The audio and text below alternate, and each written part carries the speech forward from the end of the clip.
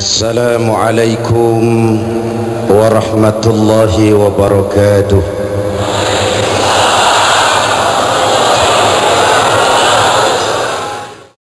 Jauh berjalan banyak dilihat, dan pengalaman adalah guru yang paling bijaksana.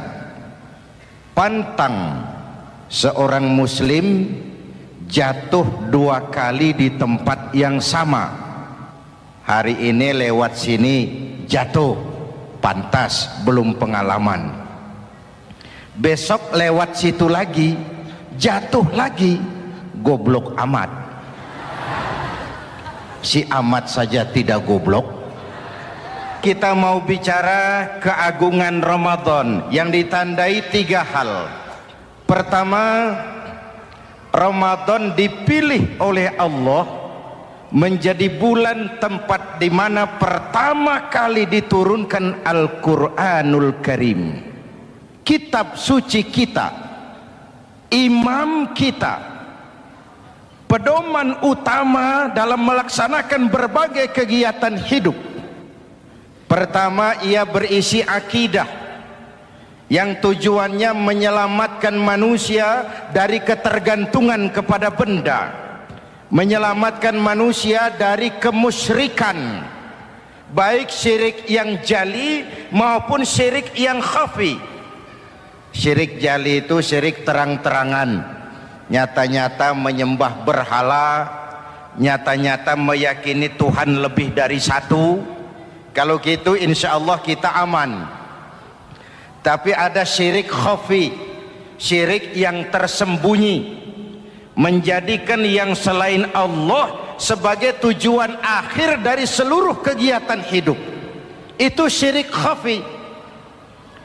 Saya sejak pakai cincin ini rezeki lancar.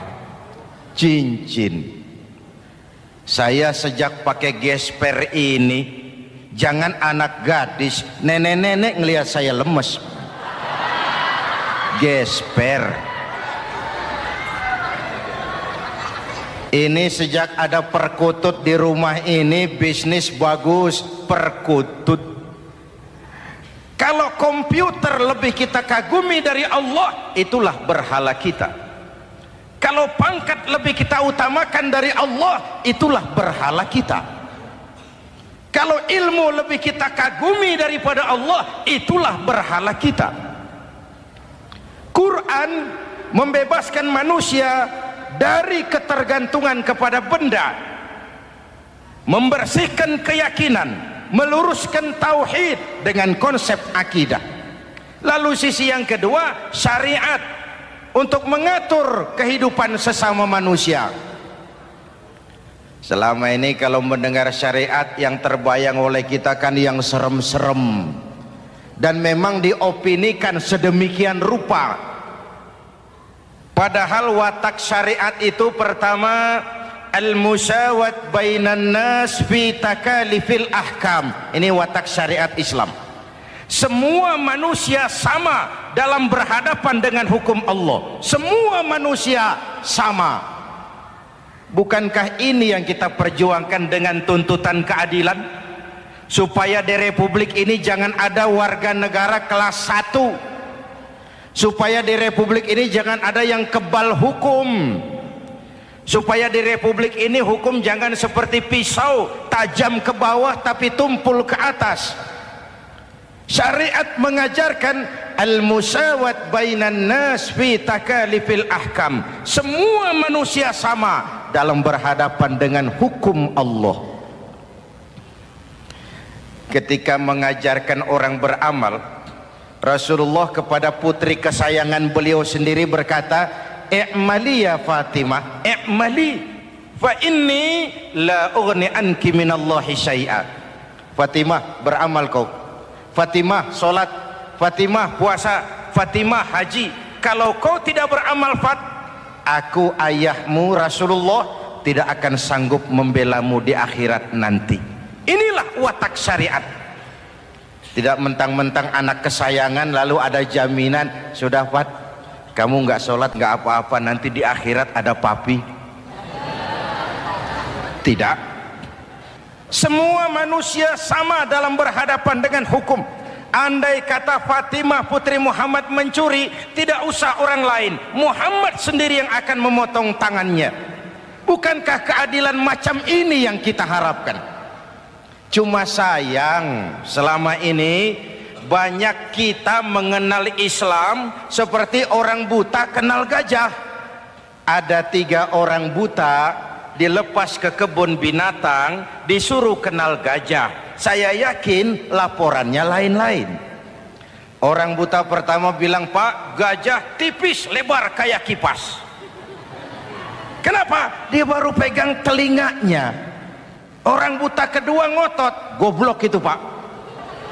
Yang betul saya, gajah kecil panjang kayak ular. Kenapa? Yang dia pegang ekornya. Orang buta ketiga lebih marah, dua-duanya tolol Pak. Yang betul itu saya, gajah tinggi besar seperti pohon kelapa, karena yang dia pegang kakinya. Beginilah kita mengenal Islam, seperti orang buta kenal gajah. Frame of reference, kacamata pandangannya tidak total. Baru kenal kaki gajah sudah sok tahu gajah. Baru kenal telinga gajah sudah sok kenal gajah. Kemana-mana pidato, saudara-saudara, gajah tipis lebar kayak kipas. Buat orang yang belum kenal gajah, dia menyesatkan. Buat orang yang sudah tahu gajah, senyum di kolom. Oh, kau baru kenal kupingnya kok. Begitulah kadang-kadang kita baca Quran, ayatnya yang keras, kesannya Islam itu sangar, Islam itu sadis, Islam itu perang. Di sisi lain ada yang adem, sejuk, lalu lahir generasi feminim. Buat saya yang terpenting semua kita perlu. Rasul mengajarkan, la takun ratban fatuksara wala yabisan fatuksara. Jangan lemah, nanti kau diinjak orang, tapi jangan keras, nanti kau dipatahkan orang. Hadirin yang saya hormati, lalu syariat juga punya at-tadrij fit tasri', tahapan dalam melaksanakan syariat.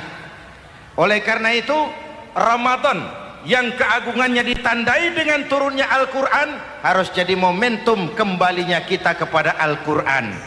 Quran itu imam, kita ini makmum. Saya mau tanya, imam ikut makmum apa makmum ikut imam? Makmum ikut imam apa imam ikut makmum? Makmum ikut imam. Kalau Quran imam dan kita makmum, kita ikut Quran, jangan Quran diminta ikut kita.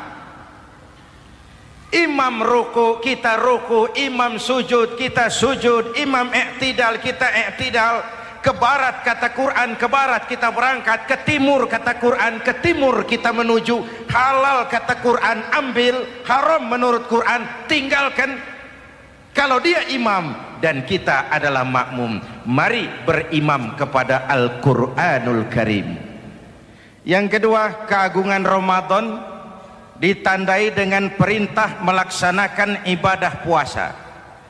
Para ulama menyebut puasa itu ibadah sirriyah, ibadah rahasia, ibadah abstrak, tidak ada unsur sugesti. Kalau kita sholat, orang lihat. Kita sedekah, orang tahu. Kita pergi haji, satu kampung nganter. Kita puasa, cuma kita dan Allah. Pura-pura sholat, ketahuan Pak. Pura-pura sedekah, nggak bisa dong, apa yang disedekahin. Pura-pura haji, kemana perginya? Tapi pura-pura puasa, gampang. Keluar rumah, bibir lap yang kering, jalan lemesin dikit, ada angin miring, lemes amat, puasa. Sirriyah, abstrak. Ibadah lain bisa dinilai, wah itu teman kita sodakohnya berani ya. Kok tahu kamu? Kelihatan dari jumlahnya. Itu sholatnya khusyuk ya. Kok ngerti kamu? Kelihatan dari geraknya. Tetangga sebelah itu rasa-rasanya hajinya mabrur ya. Kok ngerti kamu? Kelihatan dari tingkah lakunya setelah pulang haji. Kalau yang sebelah lagi itu haji tomat. Di Mekah tobat sampai kampung kumat. Ibadah lain kelihatan bisa dinilai, tapi puasa tidak bisa dinilai. Belum pernah saya dengar orang bilang, teman kita puasanya mantap betul ya. Kok tahu kamu? Beludah terus. Nggak ada hubungannya. Oleh karena puasa ibadah sirri, ibadah abstrak, maka yang terbentuk dari ibadah ini pertama keikhlasan. Ini sikap hidup yang paling penting. Orang lain mau puji atau tidak bukan soal, orang lain mau dengar atau tidak bukan soal. Ini urusan saya dengan Allah. Dari ibadah sirri seperti ini terbentuk keikhlasan, dan itu penting.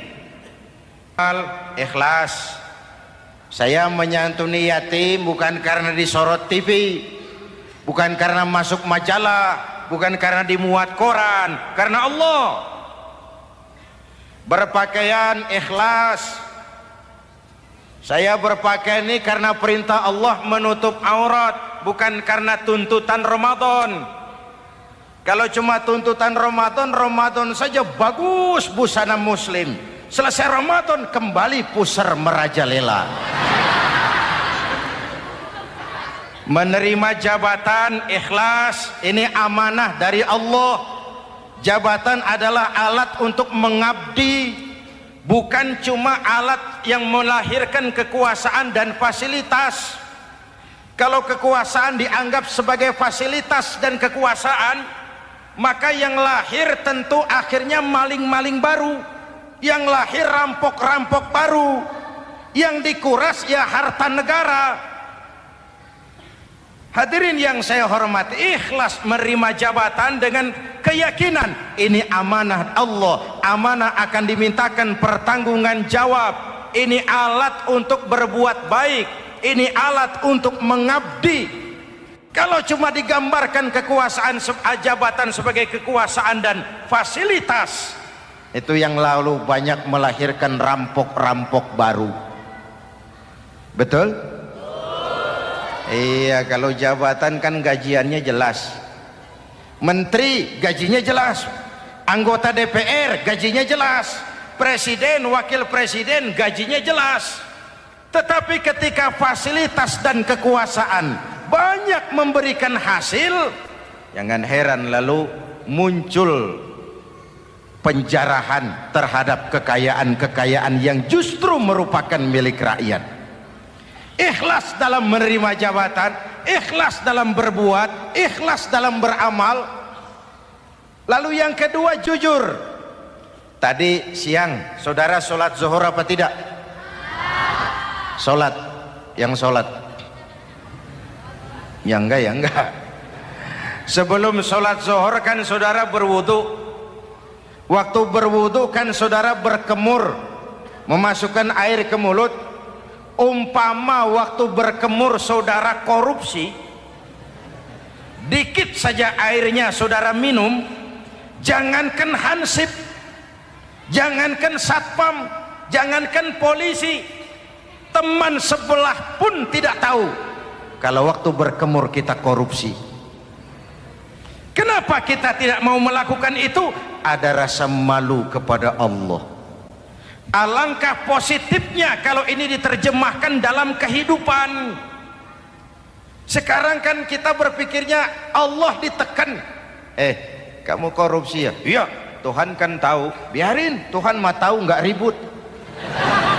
Nggak ribut katanya. Tapi kalau orang, 3 orang saja tahu, geger kantor. Bayangin, Tuhan aja ditekan, Tuhan diintimidasi, apalagi orang lain. Lahir etika otonom, daya kontrol yang paling ampuh yang muncul dari dalam jiwa kita. Insabahu ahadun au qatalahu falyaqul inni shaim, inni shaim. Kalau ada orang mencaci maki dia, bahkan mengajak dia berkelahi yang menurut ukuran dia mesti menang, tapi karena puasa, maaf, saya bukan gak berani sama kamu, saya sedang puasa. Kalau mau berkelahi juga ntar aja habis buka, segeran dikit berantemnya. Inni shaim, maaf saya sedang berpuasa. Itu merupakan benteng. Orang itu kan kalau lagi puasa kondisi lapar, haus, temperamen kan tinggi, sedikit tersinggung temperatur naik, sama marah gampang. Kalau waktu begitu dia bisa sabar, ketika kenyang sudah nggak ada masalah. Sabar baik dalam taat. Kalau ibadah berpuasa kita baik, kita yang malam ini pasti bukan kita 20 hari yang lalu. Kita yang malam ini, kita yang sudah ditempa oleh penggojologan Ramadan, ditempa oleh kawah candra di mukanya Ramadan, sehingga membias dalam pembentukan pribadi. Setiap ibadah yang dikerjakan dengan benar pasti punya dampak positif dalam meluruskan moral orang yang melaksanakan ibadah itu sendiri. Jangan sampai terjebak kepada rutinitas ritual. Akhirnya seperti yang sering saya ungkapkan, sholat rajin, maksiat tekun, baca Quran mau, fitnah orang hobi, sedekah ya sedekah tapi nyolongnya lebih gede dari sedekahnya. Sedekahnya cuma untuk ngumpetin korupsinya. Akhirnya jadi lipstik, akhirnya jadi dekorasi. Setiap ibadah yang dikerjakan dengan benar punya dampak positif dalam meluruskan moral dan memperbaiki akhlak orang yang melaksanakan ibadah itu sendiri. Begitulah Ramadan, ada pelaksanaan ibadah puasa. Dan untuk puasa Nabi bersabda, lis-shaimi farhatani, farhatun indal iftar wa farhatun inda liqa'i rabbih. Buat orang yang berpuasa ada dua kegembiraan yang tidak dimiliki oleh yang tidak melaksanakan puasa. Dua kegembiraan. Pertama, farhatun indal iftar, kegembiraan menjelang saat-saat berbuka. Hati itu besar, rasa optimisme, padahal bukanya cuma sama tempe, sama tahu, sama ikan asin. Tapi entah makin dekat maghrib hati makin berbunga, ada kebahagiaan yang tidak bisa diceritakan. Allahumma lakasumtu, ya Allah hari ini saya laksanakan perintahmu, saya lawan rasa nafsu, saya tempuh lapar, haus, saya tunaikan semua ini. Itu kegembiraan yang puasa. Yang kedua, wa farhatun inda liqa'i rabbih, kegembiraan kedua nanti di akhirat pada saat bertemu dengan Allah Subhanahu wa ta'ala. Masuk surga nikmat, bertemu Allah jauh lebih nikmat. Hadirin yang saya hormati, bahkan di surga ada sebuah pintu yang khusus disiapkan bagi orang-orang yang melaksanakan puasa. Tidak bisa masuk ke pintu itu kecuali orang yang puasa. Dan pintu itu disebut pintu Rayyan, Babur Rayyan, pintu Rayyan, yang hanya boleh dimasuki orang-orang yang melaksanakan ibadah puasa. Hadirin, lalu yang berikutnya, ibadah puasa ganjarannya abstrak.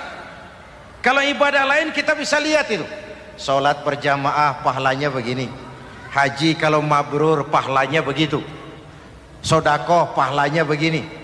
Puasa Allah cuma bilang as-siyamu li wa ana ajzibi, puasa untukku dan aku yang membalasnya. Berapa besar balasan Allah tidak diberitahu. Artinya apa? Kalau saudara kerja, mandor bilang, mas kau kerja sama saya, gajimu sebulan 5 juta, ketahuan sebulan 5 juta, kita kan bisa kong kalingkong, ada mandor rajin, tidak ada mandor kendor, pokoknya jatah 5 juta. Tapi kalau mandor cuma bilang, mas kau kerja sama aku, soal gajimu nanti aku yang atur, berapa besarnya nggak dikasih tahu. Aturan seperti ini harusnya membuat kita kerja lebih hati-hati. Sebab apa? Mungkin gaji kita sama saja 5 juta kalau kerja biasa-biasa, mungkin jauh lebih besar kalau pekerjaan memuaskan, mungkin tidak digaji sama sekali kalau pekerjaan sembarangan. Tidak dijelaskannya gambaran pahala puasa menjadi sugesti untuk melaksanakan ibadah puasa ini dengan sebaik-baiknya. Hadirin yang saya cintai, yang ketiga soal keagungan Ramadan ini. Di dalam bulan Ramadan ada satu malam yang bobotnya khairun min alfi syahrin. Satu malam tapi lebih baik daripada 1000 bulan, yang kita kenal dengan malam Qadar atau Lailatul Qadar. Sementara itu adanya pada sepertiga yang akhir dari bulan Ramadan, terutama di malam-malam ganjil. Di negeri kita lihat terjadi pergeseran nilai. Awal-awal Ramadan, minggu pertama pasar sepi, masjid ramai, full house, meledak. Betul? Padahal Rasul memberikan contoh, kalau sudah masuk sepertiga yang akhir Ramadan, beliau sing-singkan lengan baju, hamparkan sajadah, lebih banyak di masjid daripada di rumah. Itu baginda Rasul. Sing-singkan lengan baju, hamparkan sajadah, lebih banyak di masjid daripada di rumah. Hadirin yang saya hormati, di situ makna meraih kemenangan. Karena itu lebaran lain dengan Idul Fitri. Lebaran siapa saja boleh ikutan, tapi Idul Fitri milik orang yang melaksanakan ibadah Ramadan dengan baik. Nah, saya kembali kepada Lailatul Qadar. Semua kita, kecil atau besar, sengaja atau tidak, khilaf atau terpaksa, pasti punya yang namanya dosa. Di sini semua yang hadir nih, include saya, apa ada yang tidak punya dosa? Ayo, jujur. Apa ada di antara kita di sini yang nggak punya salah? Apa ada yang nggak punya dosa? Setiap kita, kecil, besar, sedikit, banyak, terlupa, terpaksa, pasti punya salah. Sekarang kalau mau hitung dagang, kita diberi umur 65, 40 tahun penuh dosa, lalu taubat 25 tahun. Menurut neraca hukum dagang belum seimbang. Dosa 40 tahun ditebus taubat 25 tahun. Menurut neraca hukum dagang. Untung Allah tidak dagang-dagangan kepada kita. Di Ramadan ini Allah ngobrol pahala. Di Ramadan ini Allah membuka pintu rahmah yang seluas-luasnya. Sampai-sampai ada hadis qudsi, "Lau amiltumul khataya hatta mala'atis sama thumma nadimtum fataballahu alaikum." Kalaupun kamu berbuat dosa, penuh langit dengan dosamu, kemudian kamu menyesal dan bertaubat, Allah pasti akan menerima taubatmu. Hadirin yang saya hormati, inilah momentum Ramadan, saat dimana kita melakukan pemutihan diri. Masih ingat cerita dalam kitab Durratun Nasihin?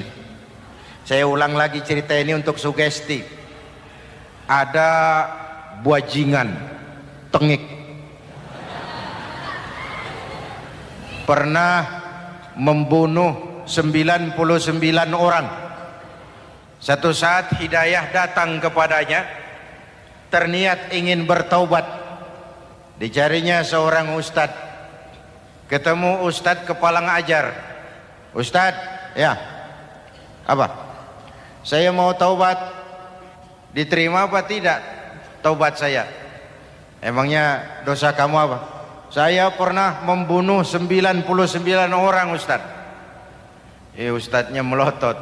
Wih, banyak amat. Nggak segampang itu nyawa hak prerogatif Allah. Cuma Allah yang berhak ngambil. Membunuh tanpa alasan yang benar, dosa besar. Dosamu kelewat banyak mas, nggak bisa. Dia ponis lebih dulu kayak surga milik bapak moyangnya. Ini preman kita pikir ini ustadz saya niat baik-baik kok ngomongnya nggak enak. Daripada 99 tanggung. saya lempengin aja nih urusan dah. Dibabat lagi Ustadz, tamat, selesai, pas, cepet. Niat taubatnya masih terus, dia mengembara sampai ketemu seorang ustadz yang bijak. Waalaikumsalam Ustadz. Assalam. Ada apa? Ustadz, saya mau taubat, diterima apa enggak sih? Oh, sebelum mentari terbit dari sebelah barat, sebelum nafasmu sampai di tenggorokan, Allah akan menerima taubatmu. Boleh jadi dosamu besar, tapi ampunan Allah lebih besar dari dosamu. Begitu Ustaz. Iya. Cuman ngomong-ngomong, dosamu apa sih? Ustaz, saya sih tadinya cuma bunuh 99 orang. Terus ada Ustaz ngomongnya nggak enak, jadi saya cukupin 100.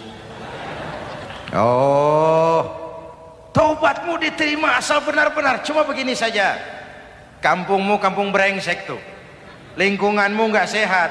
Kalau kau pulang ke sana lagi, niat taubatmu bisa lentur dan luntur. Kamu pindah saja, hijrah ke kampung lain yang lebih baik. Baik Ustadz, makasih. Wah, ngepak koper, pindah. Belum sampai ke kampung yang dituju, ajal datang merenggut nyawa. Ketika ruh keluar dari jasad, ini malaikat rahmah dengan malaikat azab rebutan. Kata malaikat rahmah, ini jatah saya, orang ini sudah taubat, tempatnya di surga. Kata malaikat azab, nanti dulu, taubat si taubat, 100 bagaimana urusannya? Bertengkar. Akhirnya Allah mengutus malaikat Jibril, kau adili.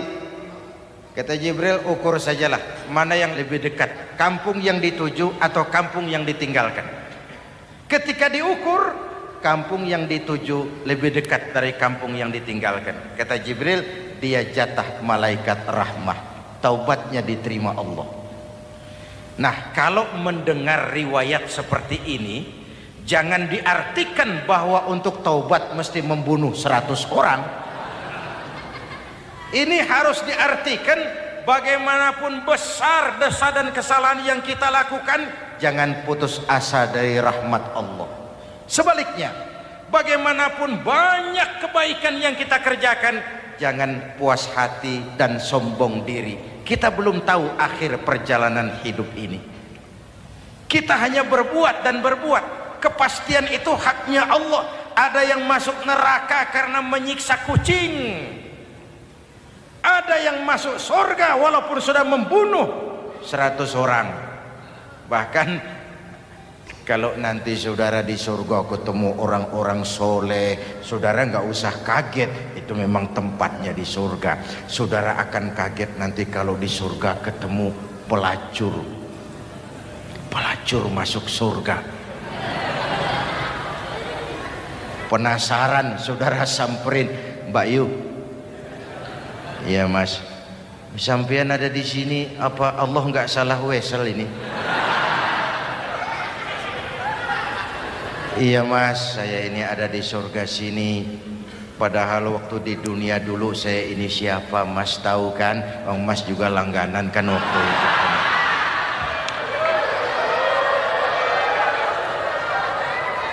Tapi terus terang saja Mas, waktu di dunia itu saya terpaksa betul. Sejak lahir saya sudah yatim piatu. Sejak kecil sudah yatim piatu. Ada tetangga saya muslim sedikit kaya, tapi pelitnya 17 setan. Akhirnya demi tuntutan perut saya merantau ke kota besar. Ada yang nolong, katanya kerjanya ringan, uangnya lumayan. Apa? Yaitu demi sesuap nasi saya lakoni. Satu malam saya lagi berangkat dagang, lewat masjid Baitul Ihsan, ada ceramah. Saya dengar dari jauh, ustadznya pidato, katanya Allah berpesan, lau amiltumul khataya hatta mala'atis sama thumma nadimtum fataballahu alaikum. Kalaupun kamu berbuat dosa, penuh langit dengan dosamu, lalu kau menyesal dan bertaubat, Allah pasti akan menerima taubatmu. Mendengar hadis itu, Mas, berlinang air mata saya. Terbayang dosa-dosa yang pernah saya lakukan. Terbayang orang-orang yang pernah menanamkan modal asing.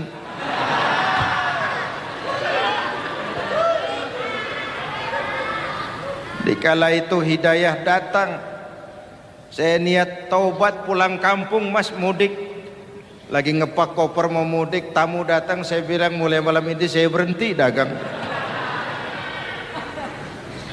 Taubat saya sebenar-benarnya, taubat saya diterima Allah, walaupun mampir dulu, transit dulu di tempat lain, akhirnya saya sampai juga ke sini. Inilah Ramadan, orang yang akan datang.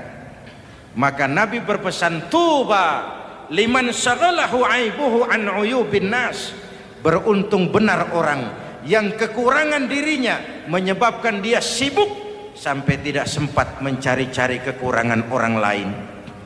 Tapi celaka benar orang yang terlalu sibuk mencari-cari kekurangan orang lain sampai lupa dengan kekurangan dirinya sendiri. Hadirin, karena itu menurut Al-Imamul Ghazali, Lailatul Qadar itu malam istimewa.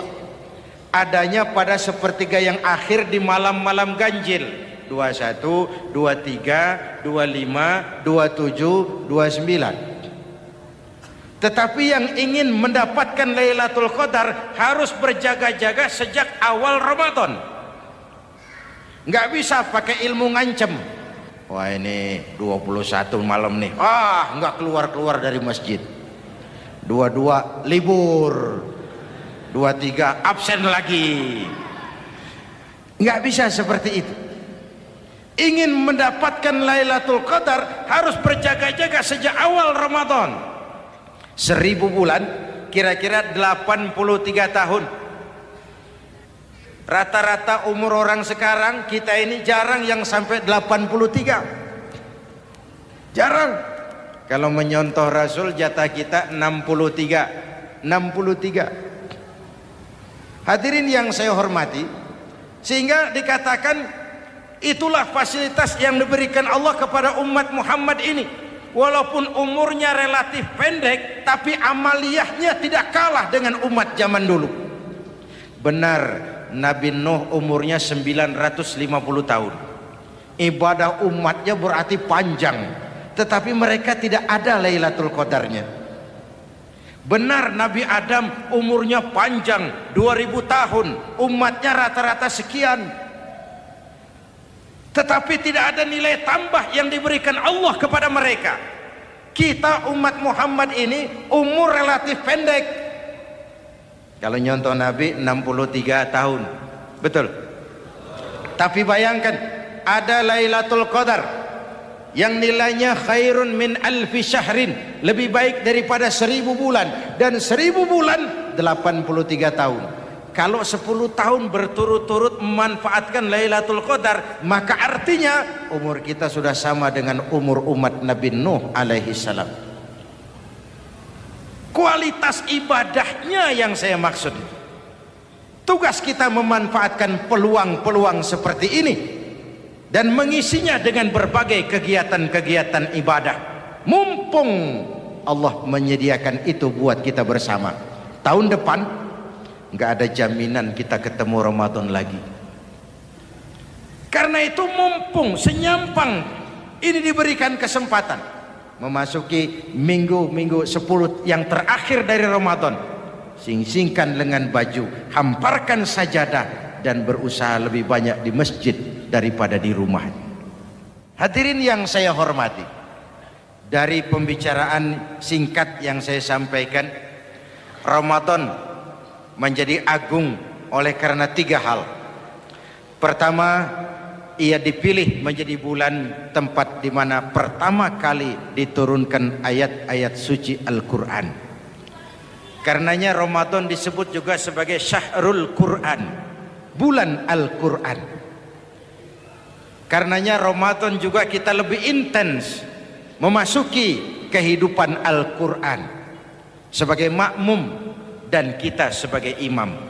Jika Quran adalah imam dan kita adalah makmum, maka konsekuensinya makmum harus ikut imam, bukan imam yang ikut makmum. Yang kedua, keagungan Ramadan ditandai dengan pelaksanaan ibadah puasa. Setiap ibadah yang dikerjakan dengan benar pasti punya dampak dalam memperbaiki moral, meluruskan akhlak orang yang melaksanakan ibadah itu sendiri. Maka bulan suci Ramadan menjadilah kawah candra di muka, menjadi bulan training, bulan latihan. Saya sering ibaratkan, Mike Tyson masuk latihan, keluar latihan, tinjunya makin hebat. Hewitt masuk latihan, keluar latihan, tenisnya makin canggih. Zinedine Zidane masuk latihan, keluar latihan, sepak bolanya makin hebat. Kalau latihan tiap hari, main kalah terus, orang kan ngomong, buat apa latihan? Kita sebulan penuh latihan supaya bulan-bulan sesudah Ramadan nanti kita jangan sampai kalah dalam permainan hidup ini. Hidup ini kan permainan. Ada yang sekarang ini main sebagai pedagang, main sebagai pejabat, main sebagai pengusaha, main sebagai seniman. Hidup ini permainan. Wa mal hadhil hayatud dunya illa lahwun wa la'ib. Ini cuma permainan. Senarionya sudah ditetapkan oleh sang sutradara Allah Azza wa Jalla. Ini permainan saja. Maka bermainlah sesuai dengan aturan main, karena hidup memang permainan. Tapi jangan main-main. Walaupun ini permainan, bermainlah dengan benar. Jangan main-main. Kalau main-main, kalah. Sepak bola permainan, main-main kalah. Bulu tangkis permainan, main-main kalah. Hidup ini permainan, main dengan benar, main sesuai dengan aturan main, main-main kalah. Hadirin yang saya hormati, karena itu 1 bulan untuk menghadapi 11 bulan sesudahnya. Yang ketiga, ditandai keagungan Ramadan dengan ada nuzulul Quran. Diberikan Allah kepada siapa saja yang dikehendakinya. Semoga ibadah yang sudah kita kerjakan kiranya diterima Allah. Yang masih akan kita kerjakan, diberikan kita kekuatan zahir dan batin untuk dapat melaksanakannya dengan sebaik-baiknya. Ala hadhihi niyyah wa ila hadratin nabi. Al-Fatihah.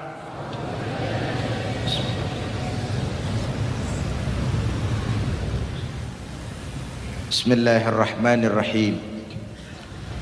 Alhamdulillahi rabbil alamin. Allahumma salli wa sallim mubarak ala sayyidina Muhammadin wa ala alihi wa sahbihi ajma'in. Ya Allah, dengan sepenuh perasaan dan pengharapan, dalam segala kerendahan dan kelemahan, ampuni dosa kami, dosa ibu bapak kami, dosa saudara-saudara kami umat Islam. Kalau selama ini lebih banyak lalai kami dari ingat kami, lebih banyak keluhan kami dari syukur kami, lebih banyak marah kami dari sabar kami, tunjuki kami jalan-Mu yang lurus, yang apabila kami berpijak di atasnya, tidaklah kami akan tersesat buat selamanya. Ya Allah, karuniakan kepada kami rakyat dan bangsa Indonesia pemimpin-pemimpin yang takut kepadamu dan sayang kepada kami. Berikan mereka kekuatan zahir dan batin untuk dapat membawa kami rakyat dan bangsa Indonesia menapak menuju hari esok yang lebih pasti dan lebih baik. Rabbana hab lana min azwajina wa dhurriyyatina qurrata a'yun waj'alna lil muttaqina imama. Rabbana atina fid dunya hasanah wa fil akhirati hasanatan wa qina adzabannar. Rabbana taqabbal minna salatana wa siyamana wa qiyamana wa takhashu'ana wa ta'abbudana wa tammim taqsirana ya arhamar rahimin. Rabbana ja'alna minas su'ad. Alhamdulillah rabbil alamin. Wassalamualaikum warahmatullahi wabarakatuh.